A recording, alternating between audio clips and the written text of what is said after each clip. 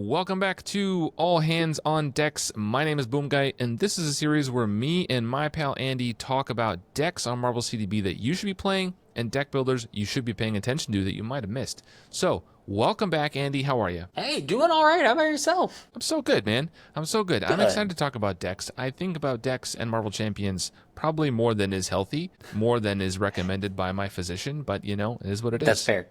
It's the 1 out of 10 doctors who says, don't think about Marvel CDB. Nah, and I think I forget that should have guy. gone with the other 9. Yeah, you know? thank you. Forget that. Tell me what I want to hear. Otherwise, I'm not going to the doctor.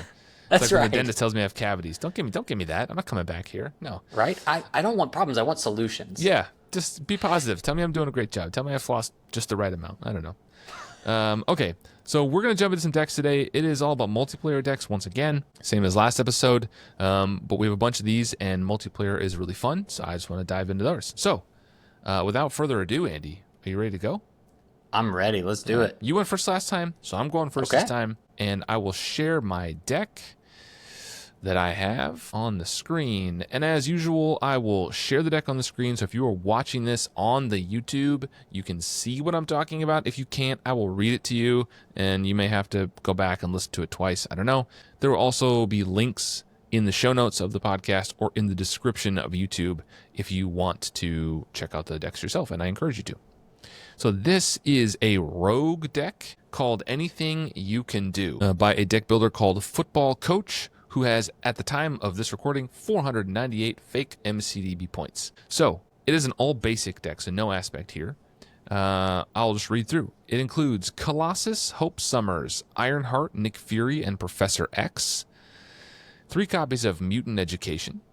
It includes Build Support, Specialized Training, and Superpower Training. The 3 basic double resources and 2 copies of the Power in All of Us. We have Helicarrier, the X-Jet, Weapon X, and X-Mansion, and then Deft Focus, Downtime, Endurance, and X-Gene. So this is, in the write-up talks about Rogue, and Football Coach says that Rogue has become his favorite hero in the game. So I have a soft spot for Rogue, but it's a tumultuous relationship. I go back and buy sometimes I love it, and then other times I'm like, man, why aren't you better?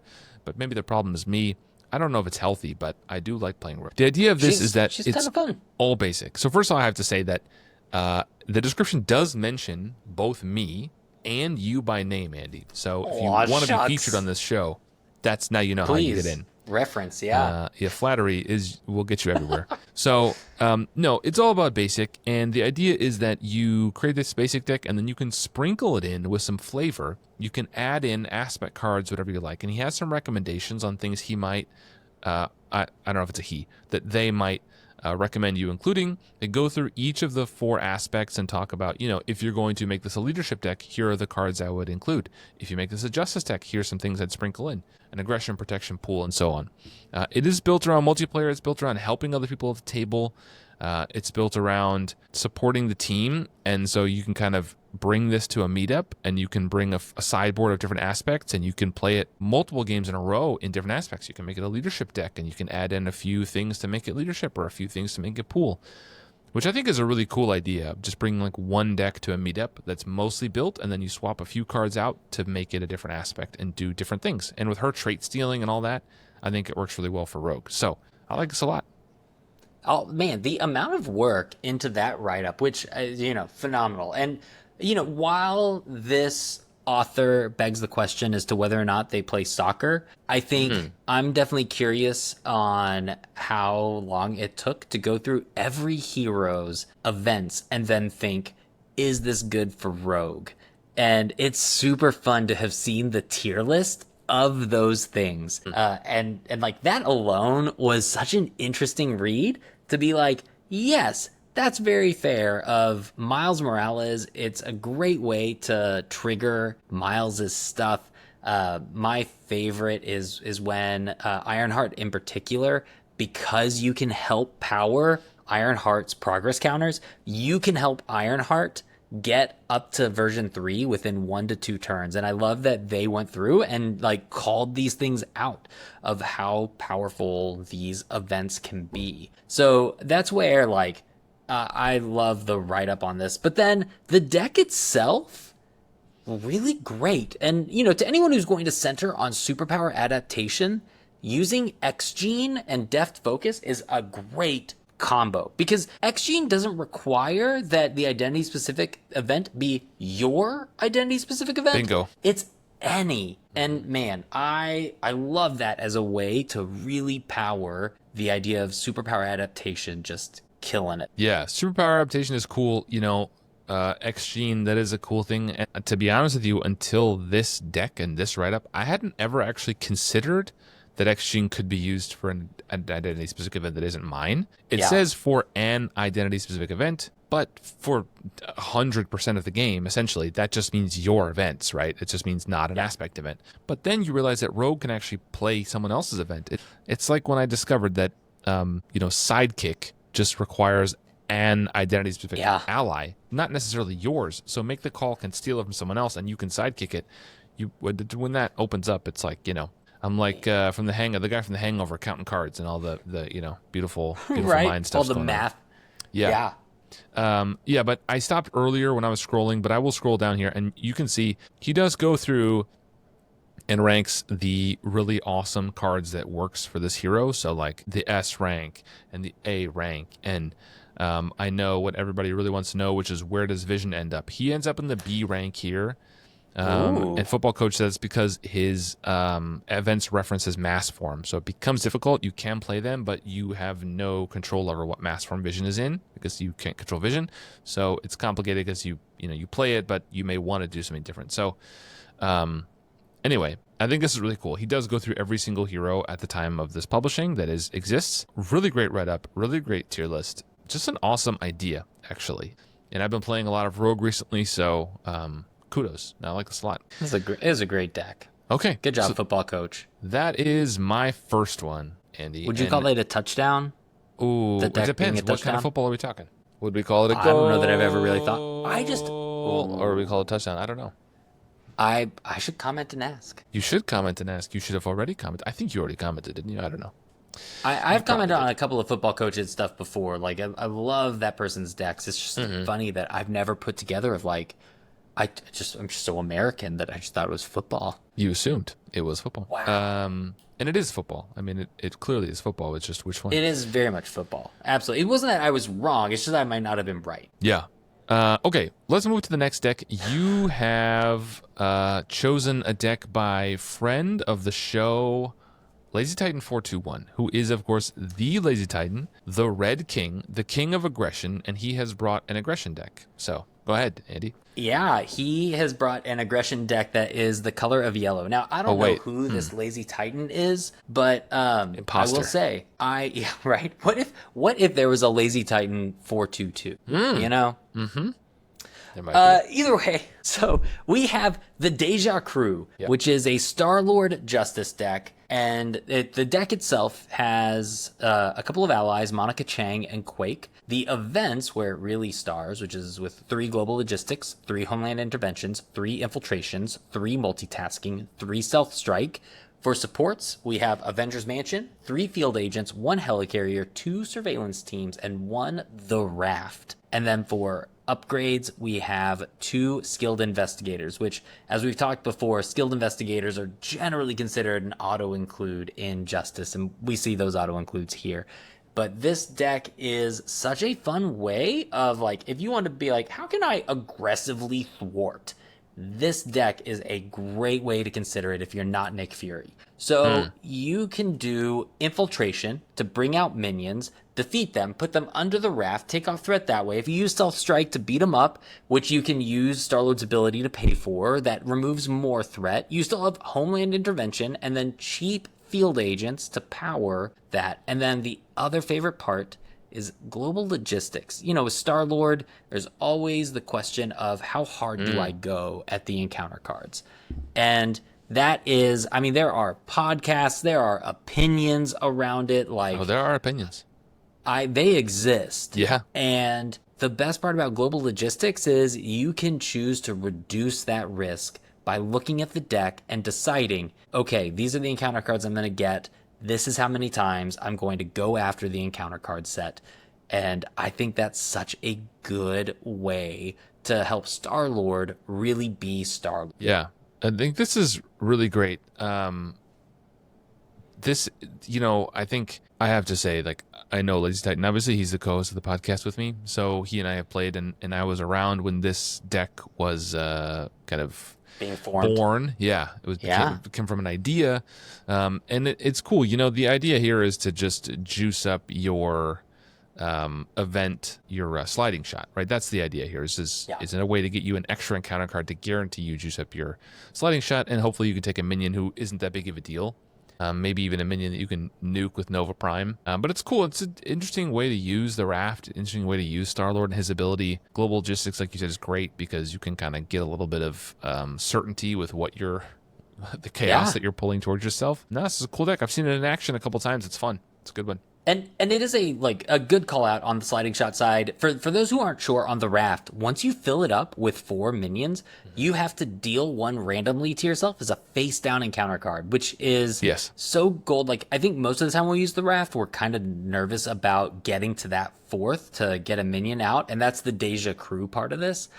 But here it now becomes an asset because it's the face down encounter card, it's the sliding shot, it's the extra card draw if you have your, I think it's his helmet. Yep. Yeah. And so that's where like the Raft is a real star of the show with minions, and then Infiltration finally giving yellow a way to get minions out there. And then the last call out that I want to make before we kind of say bye to this deck is Quake. I think oftentimes she's nice because cheap, 2 cost. It is 2 attack in yellow, which is nice, but her ability is also pretty great. After a minion schemes, exhaust, deal 2 damage. I don't see a lot of people centering on that capability, but like, man, it's a good one. Yeah, it is good. When I've seen this deck played, basically Lazy Titan will get 3 minions in the Raft as fast as possible, and then when you have sliding shot in your hand, you then use it to pull a 4th to guarantee getting an encounter card. So it's just a way to just make sure you're going to get at least 2 every time, and then sliding shot becomes 5 plus 2 plus 2, so it becomes 9, and then you can get more through other means. You just get those crazy Star-Lord turns. This fun. Also, the Raft doesn't need to exhaust for its ability, so it's a great target for Homeland Intervention. This is a solid deck list. Friend of the show, Lazy Titan. Thanks for bringing this one. I didn't know you were going to bring this, but thanks for bringing this one. Yeah, it was awesome. It was fun to play, and like I'm not the biggest fan of Star-Lord, so to get a version of Star-Lord that like helped me in my playstyle feel good about being Star-Lord, it was awesome. Yeah, Star-Lord I think Star-Lord is a ton of fun. I have one more, and so do you. I will share my screen here. This, from the title, becomes very obvious what this is. This deck is called "Does Anyone Need a Triple Resource Card This Turn?" ? This is a Captain Marvel leadership deck. So I'll read the deck here. It has Agent 13, Beast, Maria Hill, Nick Fury, and White Tiger. It includes Call for Backup, and then the 3 basic double resources. It has Avengers Mansion, 2 copies of Command Team, 1 copy of Helicarrier, a Quinn Carrier, 3 regroups, a Resource Reserve, the Cersei, and the Triskelion. For upgrades, we have Clarity of Purpose, Mission Leader, 2 copies of Practice Plan, and 3 copies of Rapid Response. This is by Game Design Raccoon, who has 605 points as of this recording, and I think has his own YouTube channel where he does some custom content. That's cool. Anyway, this deck is just a very multiplayer deck, which the name of the deck clearly shows, right? It is using the new card Resource Reserve, which I think is super fun. And you can stash your triple resources or doubles in there, and then other players can use them. Beast can help you get them back. Rapid Response can just keep looping Beast. And then there's a ton of cards in here like Mission Leader, the Cersei, Regroup, Helicarrier, Avengers Mansion, Command Team, even her own alter ego ability that all can pass stuff out to the rest of the table. Nick Fury helps you draw cards, and Maria Hill gets everybody a card. So there's a lot of card draw in here. You're going to speed through your deck, and you're just going to pass stuff out. Remember, Command Team readies an ally, not necessarily one you control, so you can burst someone else's ally that they have. Avengers Mansion can give stuff. Regroup takes everyone's allies that are defeated back into hand, so you can play that when they have good allies in play and get them back. This is just a really strong. It's nothing like groundbreaking here, to be honest, other than like Resource Reserve is fairly new. Cersei is solid and she can actually afford it. But this is just like one of those decks you show up and I'm always happy to see it at the table. It just helps everyone. Yeah. Agreed. The using it on the triples, like I think with Resource Reserve, everyone's generally, I don't know everyone's thoughts, but I think, we all thought kind of Bishop or Jubilee, like people who have these doubles, Black Panther. But it's funny that I don't remember hearing a lot about, we should do this with Captain Marvel, who has the triples. Yeah. Because I think Captain Marvel and the Hulk are the only ones, and maybe Deadpool, depending on where you're at in the game state, are the only ones who can get an in-kit triple. Yes. And that makes the Resource Reserve so great. And then, like you said, to pay for half of the Cersei with a triple that you can just store and sit on. Yeah. My goodness. That's so good. It's a great deck. I love the use of getting Beast and recurring Beast. Obviously, if Beast were to be all the way down at the bottom, but Maria shows up, you can just do Maria recursion shenanigans and be safe. Like, there's just, this deck is so good in terms of options. And I do think Resource Reserve, turn any card into an Alliance card with Resource Reserve is a super fun way to just help the table. Yeah, I love Resource Reserve. I think it's an awesome solo and multiplayer card, to be totally honest. There's just, lets you play more expensive things because you can stash cards for later. I published a Phoenix Strength and Diversity deck not that long ago, and I used it in that because in multiplayer, Strength and Diversity gets really expensive, but, being able to stash band together, I would just stash it there for myself. Someone else can use it if they need it, but then when Strength and Diversity comes around, I can now pay for a bunch of it because in 3-player, it costs 6. That's a lot. So, just being able to stash cards away for yourself, energy absorption here can be stashed away for when the Cersei comes out. You've got half of it already banked. Like, that's incredible. Yeah. So I think this is really fun. Just smooths out resource concerns for the whole table. So super cool deck here. Again, nothing super amazing. Like, I don't know, not like groundbreaking, but this is just like really good. Puts it all together. So good stuff. Absolutely. Okay. That is Does Anyone Need the Triple Resources by Game Design Raccoon. You have one more deck here, sir, and then we are done for today. Oh my! And it's not a Castle Frank deck this time? Man, what's wrong with me? I must be slacking. Not a Castle Frank deck. You are slacking. Man. I like that you're expanding your repertoire a bit here. Branching out. Yeah. Okay, here we go. This is SPDR pool goes vroom vroom. Or I guess not vroom vroom, but vroom vroom as far as like lightsaber sounds, not NASCAR or F1 sounds. I see. Yeah. At first, when I saw the deck list, I'm glad like the asterisk was there because I would have missed that and was like, but there's no car in this deck. I thought it was vroom vroom and lightsaber sounds, but now that you say that, it makes sense to me. So I get it. Yeah. If there were a car here, I would be so in. But I guess the robot's kind of the car. Yeah, it's like kind of. Oh man, does that make this General Grievous? Ooh, anyway, yes. Sorry. So we have SPDR in pool, and for allies, we have Bob, Agent of Hydra, Dogpool, Ghost Spider, Kidpool, Spider-Man, the Peter variety, and Spider-Man, the Auto variety. Yes. And then for events, we have 1 Get in front of me, 1 Get Ragey, 3 Limitless Staminas. For the resources, we have the triples, Self-Confidence, Self-Control, Self-Preservation.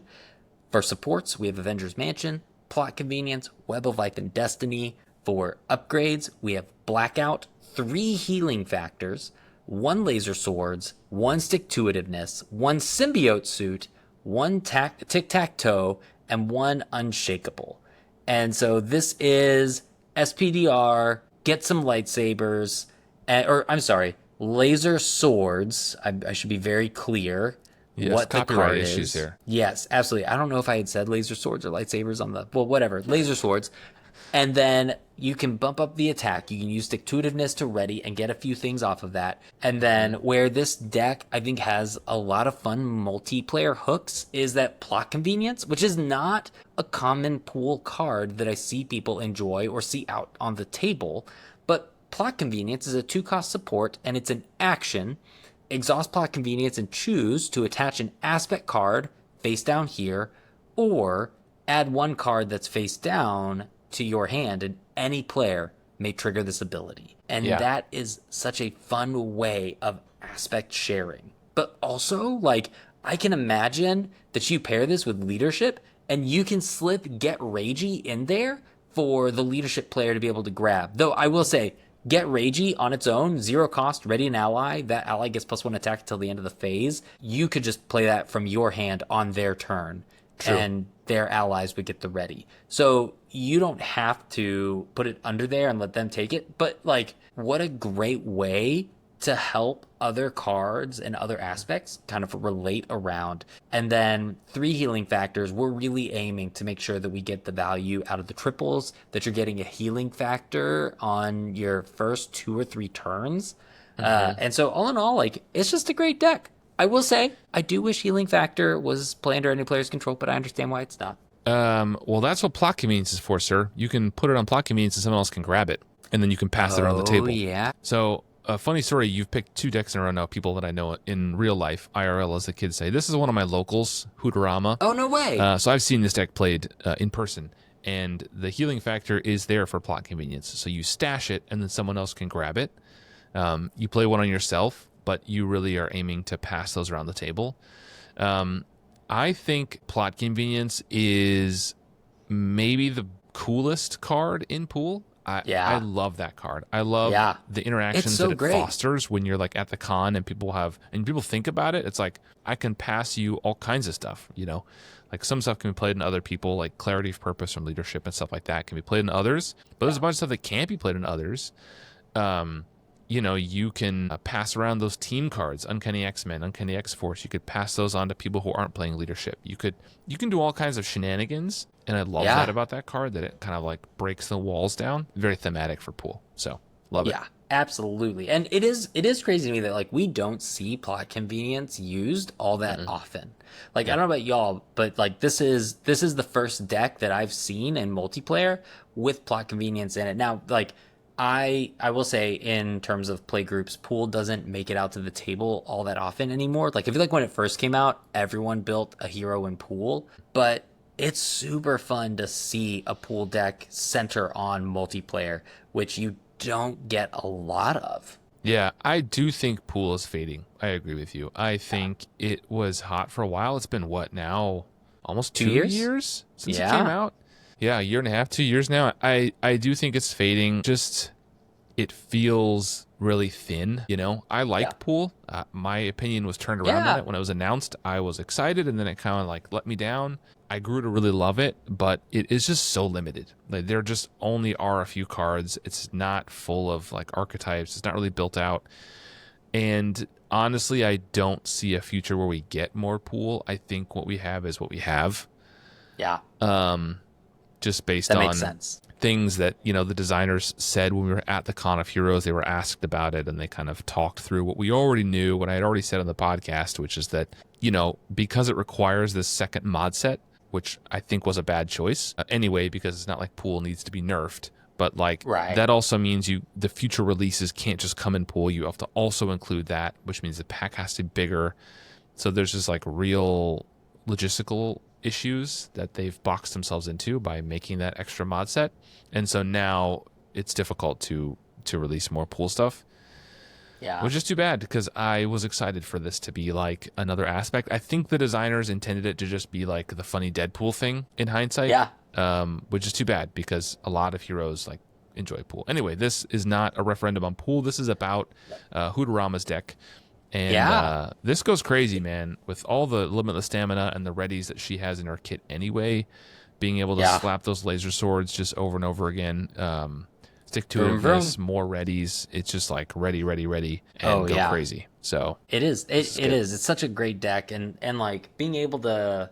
It's funny, actually. You know, you can tell I didn't necessarily read the write up, because like I just played it, and like the other healing factors were dead to me. I never thought of using Plot Convenience to like get those over to someone. But like now you can make everyone be as good as Wolverine. Like how cool is that? But you're right. Like for me, it was, hey, I'm going to get Bob, Dogpool, Kidpool. I'm going to get laser swords, and then I'm going to go slashing.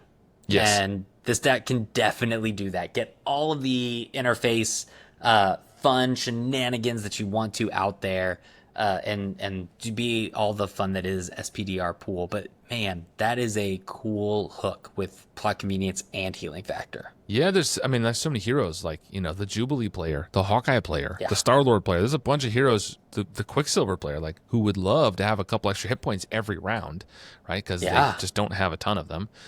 So, and it just helps you keep those resource cards up too. The resource cards are also aspect cards, so they can also be passed. You could pass, one of the triple resources to somebody if you have enough money. Once she's built out, you could just be like, here, I'll slap self-confidence and someone can take a triple resource. And there's so many different ways to do that. So I love those multiplayer interactions. But this is a fun deck. I've seen it in person. I've seen it play. It's good. That's cool. And yeah, good stuff here. Awesome. All right, Andy, that was it. Another 5 decks, another episode. So much multiplayer has come and gone. I love multiplayer.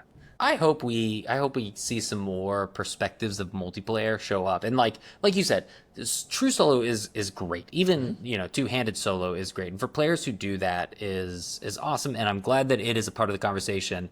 I'm excited and would hope to also see some more multiplayer voices come into play as well. Of like, this card may be rough in one player, but when I played it in this 4-player game, it was tons of fun. Instead of today where it's like, well, I'm not going to include this in my deck. And then all of a sudden that somehow permeates into the card being a bad card. Mm-hmm. Yeah, and I just also think including extra copies of cards has become something that I've done more and more. Like, even though I primarily play multiplayer, I never included like double copies of things that can be played by other people. But now I'm like, oh, I'm playing Dr. Sinclair. I'm going to include downtime for everybody. I'm going to include, so that when I flip down, or when they flip down, when you use my Dr. Sinclair, like they have extra healing. Like, why not add that? I'll just put in multiple copies of endurance. So I get my endurance on the table for me faster, but then I can slap it on someone else too. There's always someone who's like low health, and you have the decision of like, well, can we afford to flip down? It's a little shaky on the scheme. Well, it's like, cool, here's 3 hit points I can just give you right now. Endurance. So I've been trying to include more of those cards that can be played in other people, and there's a surprising number of them. Crew quarters, downtime, endurance, like there's a bunch of cards like that can be played in other people. So I do think those are really fun interactions. And so we do have more multiplayer opportunities coming up. Are you coming to the con in October, MCDC, Andy? Will I see you there? I am. Yeah, you will see me there. I mean, barring any active, that's a promise. You promised. Whatever, but I'll be there. I can't wait. Like, man, I think last time we'd already talked stats on Con of Heroes, but 40 games or 40 people. I can't wait to play with 40 more people and get to see everyone. And even the people who I didn't get to play with at COH, I hope to see at MCDC. Like, I'm excited for it. If you don't know what MCDC is, tickets are probably sold out at this point, but it is a convention that I have started and am hosting with some other people. There's a website, mcdc.fun. I'll put the link down below if I remember. If not, I just said it. You go check it out. Like I said, tickets are probably sold out, but it is something we are planning to do every year. So this year is a little bit smaller, but we are planning to grow it. So be on the lookout. I'm sure Andy and I will talk more about that. We did a whole bunch of decks that we saw at Con of Heroes and decks that we were bringing to the Con of Heroes. So maybe we'll do more of that for this con as well. But either way, it was awesome talking to you again today, Andy. Thanks for dropping by and talking decks. Absolutely. And I will see you on the next one. And bye, everybody. Bye, everyone.